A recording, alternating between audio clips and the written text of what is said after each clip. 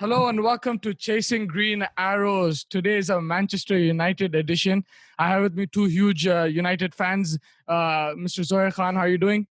I'm good, man. Always good. That's good to hear. And Mr. Hassan Azam. Hassan bhai, what's up, man? How are you? Whoa, bro, what's up? Good to see you guys. Good to see you guys. So today we'll be talking about United transfers and arrests and stuff like that. But I just want to start off by saying that we have more arrests than signings this season. So how does that feel as a United fan? How does that feel as a United fan? Hassan bhai, you can take this first. Bro, it feels amazing, man. At least we're out of the streets, spreading the word of Manchester United, even though it's in prisons. But it's good. It's going well. It's ridiculous. What the hell's going on, man? What's Maguire doing? 21 doing? I have a theory about this. Y'all seen Donny Ronaldinho? He's in Paraguay prison, right? Yeah. So I think Ed's been like, you know what? He's had a brainwave, and he's like, you know what? Let me send the boys to various prisons across the world and scout and get those hidden gems. You guys don't know Woodward, man. You write him off. This is some next level thinking over here. That's what's happening. It's all part of the plan. This is gonna be the Manchester United edition of Prison Break, man. So bad. Go spend some millions, sign some players, but but that's what I'm saying. So instead of signing players, we've got a 21-month prison sentence. But I think it's a first-time offense, so he'll be let off. But he should be fine. Yeah, he is. So it's a suspended sentence. So the sentence only counts in Greece, and basically it's essentially like probation. So if he does violate his probation in Greece, he does the time. But for now, he's already left. He's already back in England. Okay. Yeah, so he's fine. What I wanted to ask on that topic, just before we move on to the other things, is do you see him as captain next season, or is he getting stripped off the captaincy? He keeps the captaincy. Keeps it, Hassan bhai? 100%. 100% keeps the captain.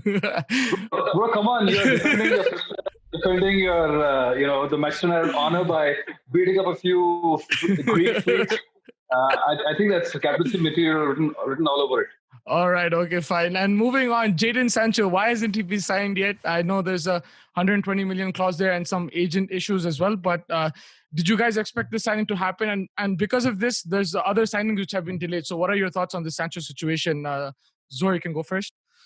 So I always expected to take the majority of the transfer season. I didn't think that it was going to be a clear-cut, quick transfer. There's no way that's going to happen. Dortmund knows that we want him. Regardless of whether the player wants to leave or not, they've got a release clause or they've got a target price in mind, 120 mil. We don't see it the same way. There's agent fees involved. There's player compensation involved. I saw it going till the end of the transfer window regardless. I'm not really surprised that it's taking forever. What I was hoping was going to happen is that we'd make moves in other areas at the same time. So kind of like how last season we were, dealing with the whole thing of Maguire for the last summer window, we were dealing with Maguire pretty much the whole season or for the whole window. But we ended up getting like WAN-BISSAKA and a few other guys in between, right? I thought it was going to be something like that. So that's kind of what I'm more worried about. Whether we get Sancho or not, man, that's one player. There's more needs in the squad that need to be filled. Yeah, Hassan bhai, your thoughts on this situation? Because like Zoe said, other transfers have been so stalled and there's no competition this time. Normally, you have teams competing for a player. Right now, Sancho wants to come to United. United wants Sancho, but the deal has not been done. So what are your thoughts on this? Man, it's it's the same old with these transfer sagas. I remember with Berba, I remember with Maguire, I remember with I think it was Di Maria. It goes on and on, because clubs know they can hold us out for ransom. They can ask whatever they want because they know we are one of the richest club in the world, and they're gonna hang on to their price.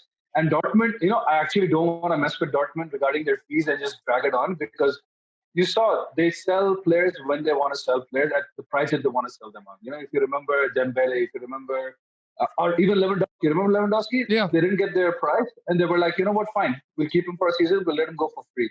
But you negotiate with us at our price. So if United really want him, if that guy wants to come, pay it right now and just get him. Otherwise, at the end of the day, you're going to pay the same amount, but probably 2 weeks down the line. So I agree with Zoe Donzi that we should definitely try to improve in other areas of the squad right now. I mean, left back, bro. Ben Chilwell is already gone. This guy, 100 million, Chelsea's buying whatever that guy's, Havertz or something. They're buying him. They're going all out for everyone. Yeah. That Buy was my next someone. point. Yeah, that was my next point. So, like, Chelsea finished fourth, United finished third.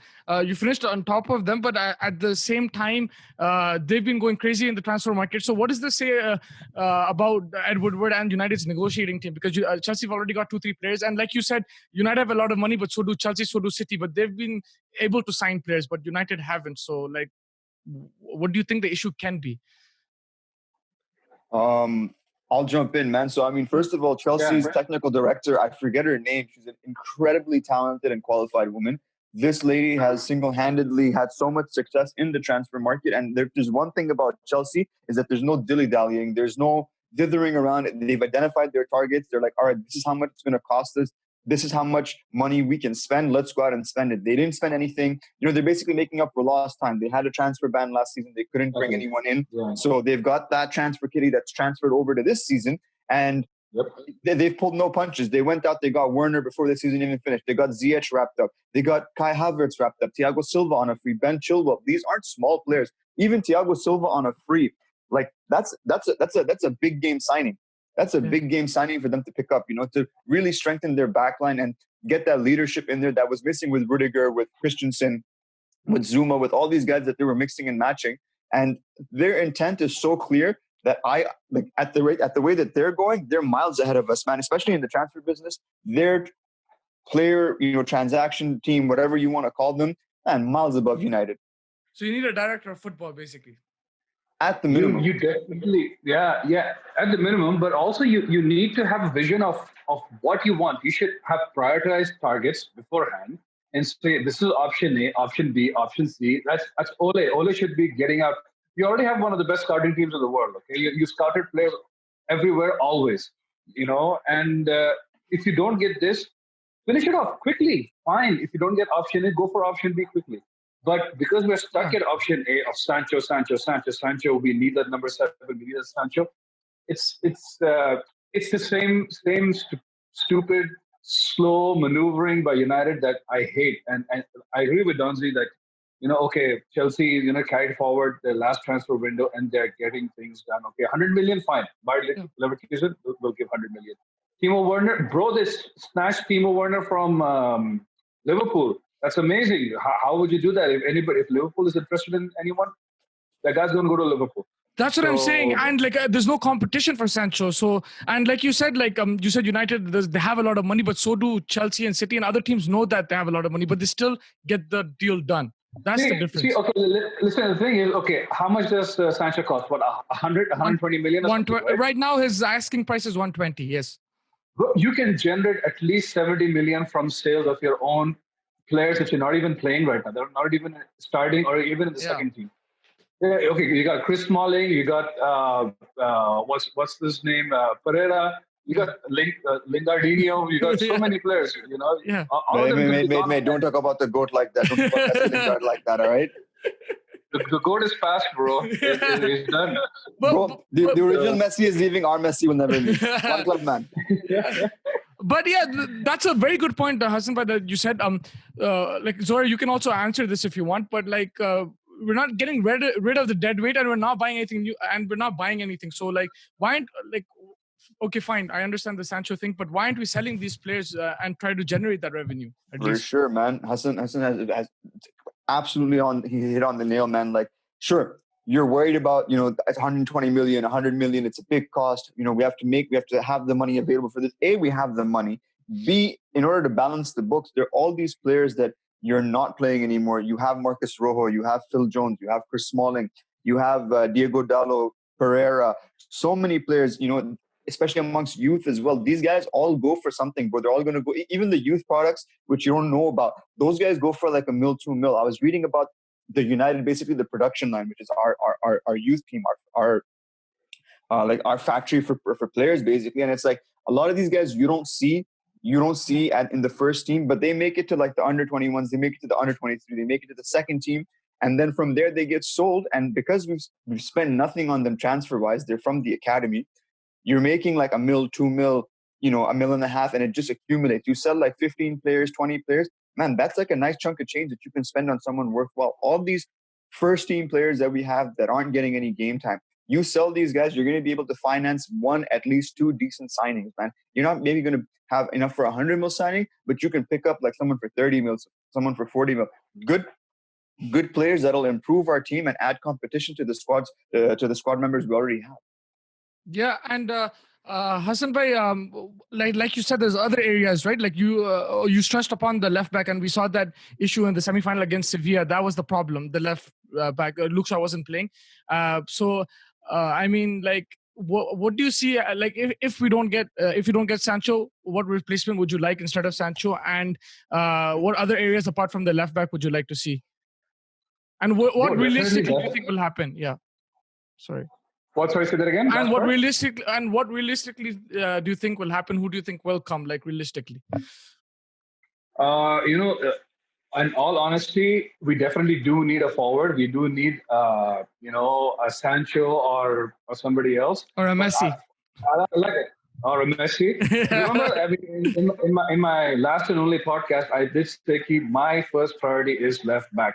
Sancho is definitely there, but if you notice how did Bayern Munich play, bro, against Alphonso Barcelona and against Davis and Kimmich? Yeah, bro, they're in the penalty box. That's how the modern day football is played, and we need a fullback. We definitely need a fullback. I remember I had mentioned Ben Chilwell as well. I was like, just get him, man. Just get him. We need a left back, and Chelsea got him. Fine, no problem.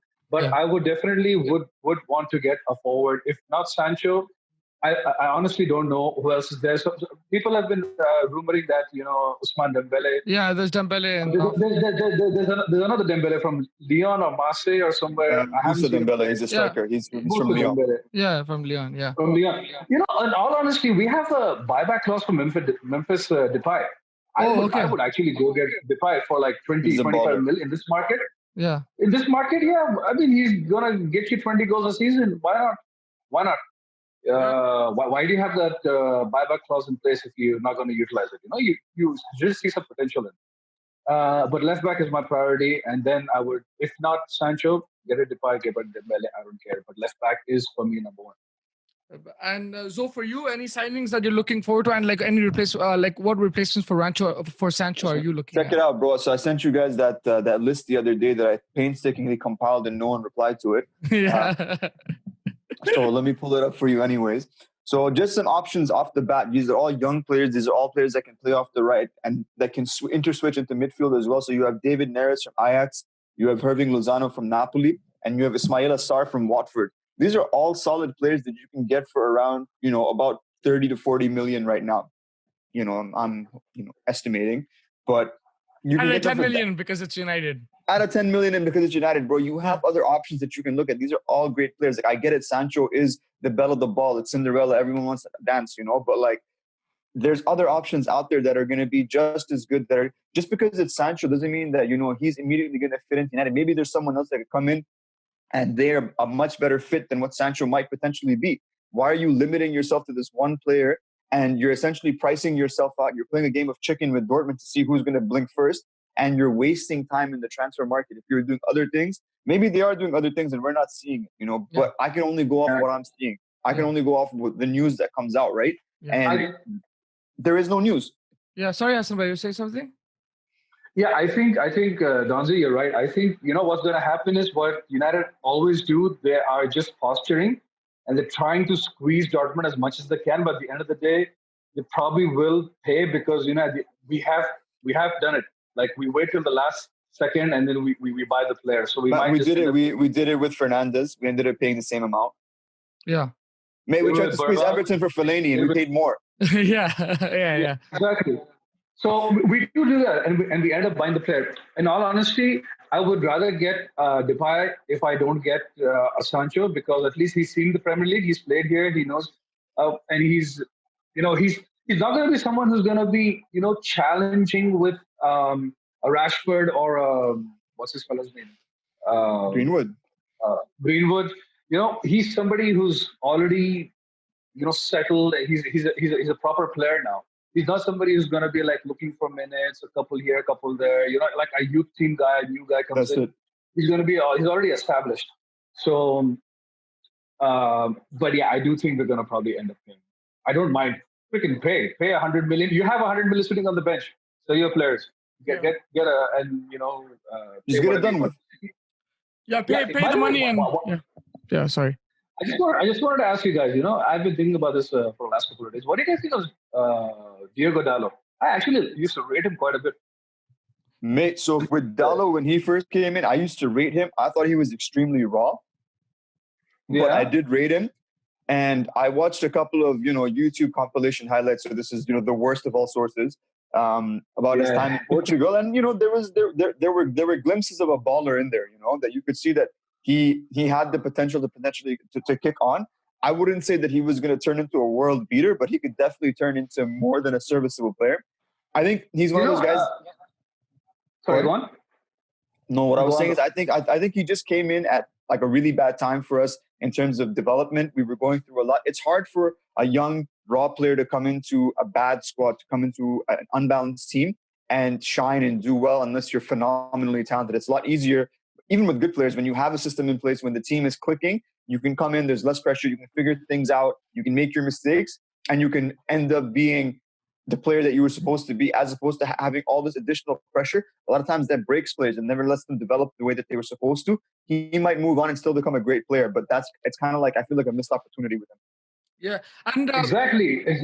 Yeah. Sorry. No, go ahead. I was going to ask you something else. Go ahead. No, I feel exactly the same, because I think it's a very big missed opportunity, because he's better than WAN-BISSAKA in attack. Okay, WAN-BISSAKA definitely is much better in the defense, but when I just see him, I should be like, okay, this guy's taking people on.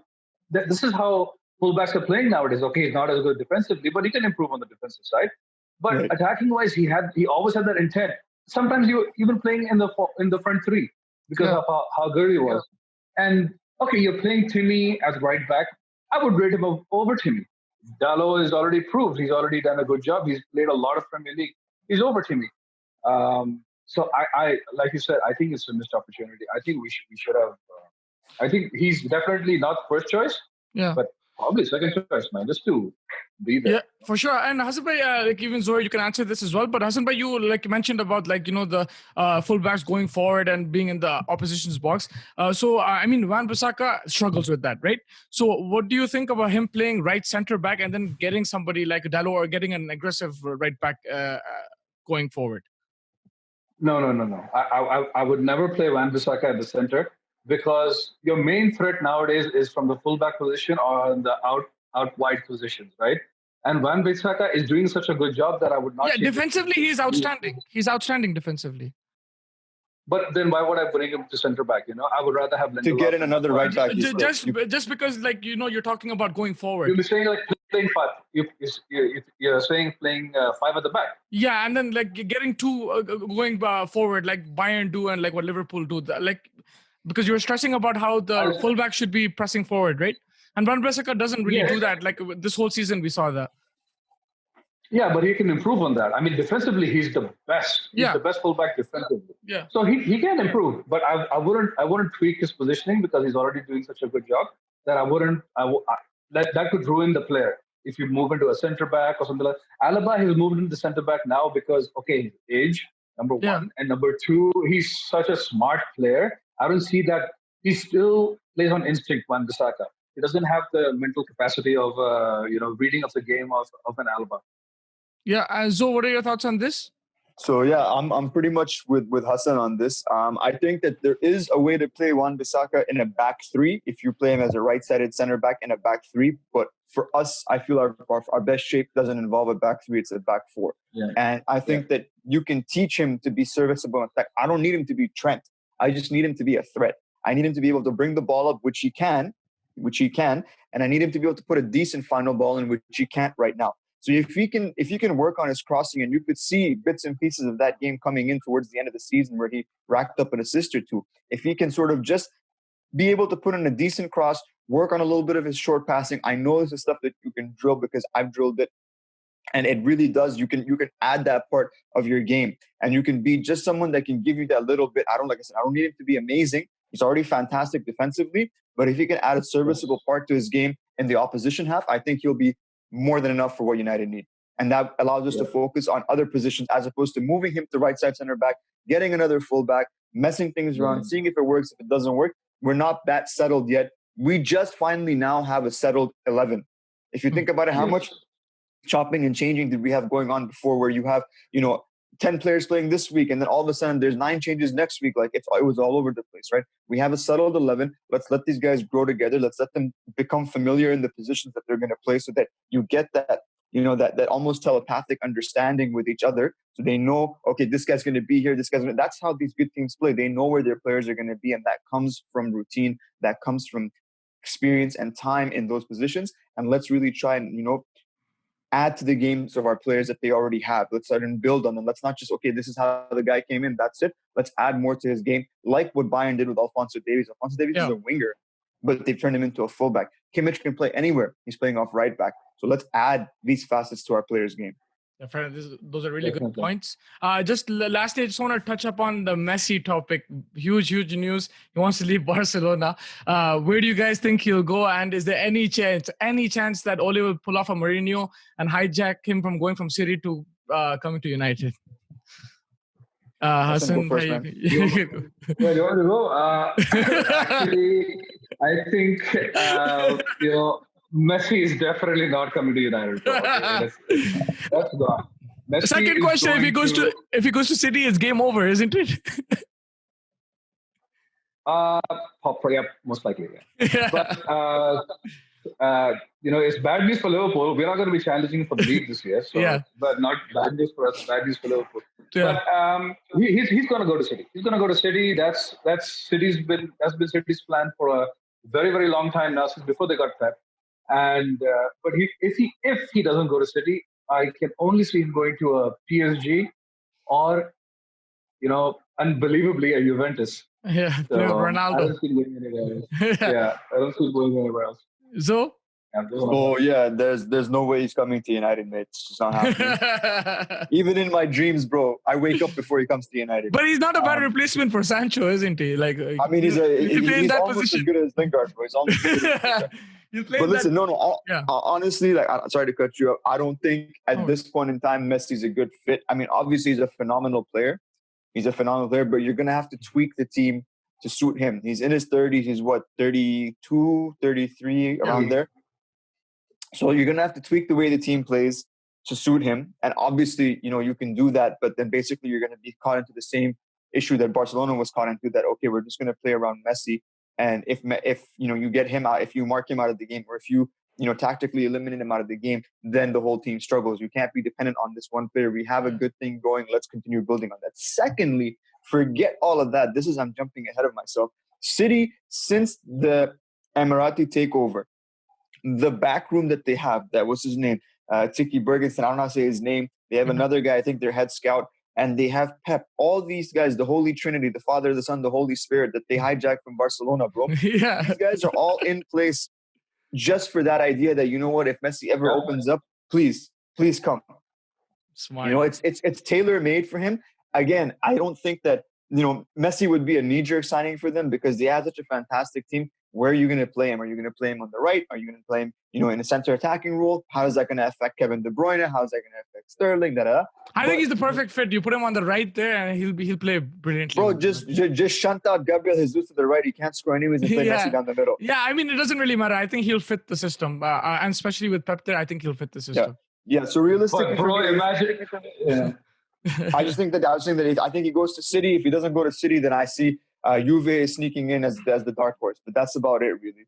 Yeah, I think those good points. And just lastly, for just going back to United, like, you guys have made excellent points today, and and you're not looking too far ahead. Excellent points. I'm a genius. No, but there are a lot of fans, like, you guys are looking at it like, you're not looking too far ahead, taking the simple steps. But as a United fan, doesn't it frustrate you guys? Like, look at what Chelsea's doing, what Liverpool's doing, what City's doing. At least take Chelsea's example, because they've been level, like, third and fourth this year. So doesn't that frustrate you? And don't you just feel like sometimes, man, come on, just go and buy the players? And how much work do you think the back room needs? Like, we just talked about City. So we need a director of football. We need those guys who can work on the football side of things. Ed Woodward, no doubt, marketing side, he's amazing, making a profit for United. But footballing wise, United have been like they've been suffering. So like your final thoughts on that. Director of football in this day and age, you definitely need one. Okay, Edward Wood's amazing, marketing United. Fine, that's a good job. Doing a good job. But But when it's it comes to suffering. transfers, when it comes to transfers and these things, we definitely need a director of football because we need a vision. I'm sure Ole has a plan. Ole has a plan of this is what we need to do. These are my targets. Not able to achieve it. Why? If you have your targets, is it money or is it because your backroom staff and those guys are not doing a good job?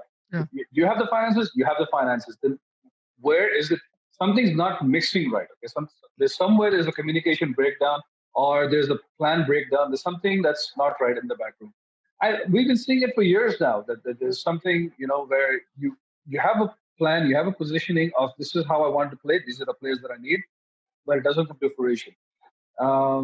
Frustrated? Yeah, definitely frustrated. Obviously, you're frustrated. Chelsea is a bad example because this is a one-off season for them. They have pulled out of transfers in the previous seasons because they wanted to be an economical model of what they used to be before. So right now they're killing it. Although just to frustrate Chelsea fans, I would love it if they just don't even qualify for the Champions League. Bro, you spent like 200 million, didn't even qualify for the Champions League. What is going on? Remember they used to make fun of us? Yeah. Like, what happened to who? I'm like, oh, shut up. Yeah, and so just like touching on what Hassan said about this situation, and like Ole has a plan, but Mourinho also had a plan, but like it didn't work out with Woodward. And do you fear this happening with Ole as well, that he has these ideas and those ideas are not put to use? So a couple of things. So first of all, general mental health tip: I've unsubscribed from all United social media because the things people write on there is cancer, mate. It's the most negative people I've ever seen, complaining about everything. It could be sunny and rainbows, and they'd be complaining that why isn't it raining? So I've stopped reading any of the rumors. I've stopped reading any of that stuff. I keep an eye on player movements, but other than that, man, United's linked to every player under the sun. And you're basically asking for frustration if you're looking at things and it's like, why isn't this moving? Other teams are making so many signings and they're conducting their business, getting it done. Why aren't we doing anything? So I've kind of I'm just holding off until things get announced, because otherwise I've just been disappointed season in, season out for the past 7 years. So I'm taking a very laid back approach to it. What was the other question? About Ole, like if his ideas are not implemented. So this is the thing, man. I love Ole, man. Ole's a baller. Ole's a don. But the thing with Ole also, he's a super nice guy. And Ole was like almost a continuity hire for United after the trauma and the turbulence of Mourinho, of Van Gaal. There was a lot of discontent and a lot of happiness, whether that was at the board level, whether that was in the team. There was a lot of negativity that was going around, and Ole was brought in as this feel-good factor, bring back the United way. He was Ferguson's boy, and I just feel that, and I don't know how much truth there is in this, but apparently he doesn't park in Ferguson's parking spot. He parks in a separate spot, even though he's the gaffer, right? Yeah. He's a yes man. So if he goes to Ed Woodward and the board, and he goes like, this is my vision, I want these players, X, Y, and Z, and you guys have to do this, and tell him, well, we'll give you 2 players and that's it. I don't feel he's the sort of guy who's going to create a fuss and fight back and make a whole, a hullabaloo like Mourinho did, going to the media, talking about not getting the players that he wants and being very public and vocal about not being accommodated. I don't think he's going to be that guy. And I think that's a detriment to us. It's a detrimental at the end of the day to the club, right? Yeah. Like, obviously it's nice to have. Yeah. Yeah, I don't see it as a detriment as such, because even if not all the time do we get 100% of our signings, but even if you get like 50% of your signing, it's still a decent transfer window. But are we getting 50% of our signings? That's the thing. Well, let's see. The transfer window is still not finished, right? I mean, last season we did. We wanted a center back. We wanted a... Wait, did we get a center back? Yeah, we got Maguire. We got a fridge, bro. What are you saying? We got a criminal, man. He's freaking... So this transfer window is not finished. Let's see. It's just frustrating because it drags on for me personally. Yeah. Let's see. Good point. Yeah. So you just wanted to finish your point, or? It was just pretty much that. It's like, I think that, like, if he does get shut down on on the targets that he puts forward, I don't feel that he might necessarily always push back as much. We might get the signings that we want in terms of numbers, but it might not necessarily be that, hey, you know what, here's some alternatives to who you guys are so set on. And it ends up being that, okay, well, you know what, we're going to go for this guy because we see him as more commercially valuable or, a better fit for us. And it's overriding the actual footballing side of the operation. That's what I worry about.